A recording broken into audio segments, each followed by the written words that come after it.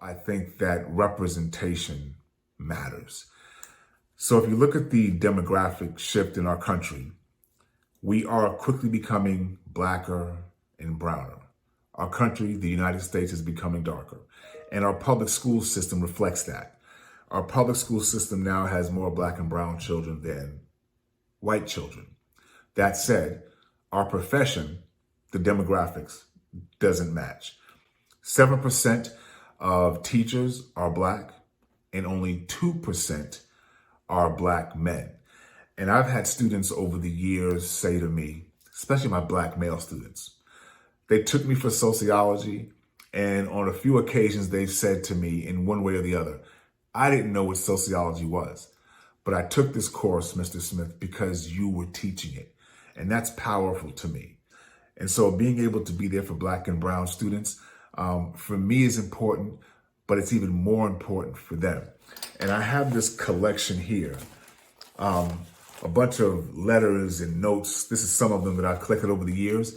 And half of this stack of letters are from white students. They need to see us as well. And many of them have said that they had never experienced a black teacher controlling, managing an academic or an intellectual environment.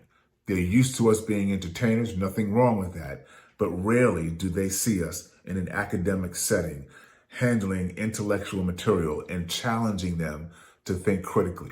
So I think it's important that all students see us, but more so our black and brown students. Initially, I didn't want to become an educator. This is a second career for me.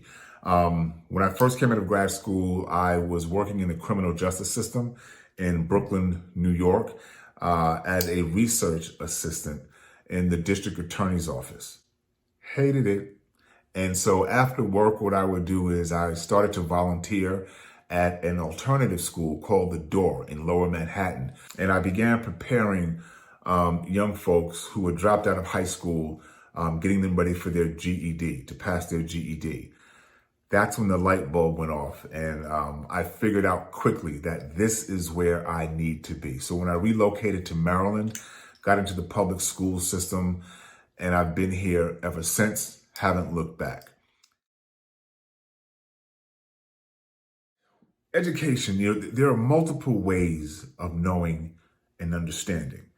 And I think when we limit our education in schools to one dominant narrative, that equals indoctrination. And indoctrination is the antithesis of critical thinking. And if our students, if our learners are not critical thinkers, they can't be productive citizens.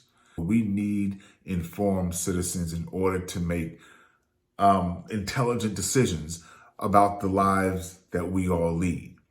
And so if we as teachers are limited in what we can teach and how we can teach, then we're going to shortchange our students.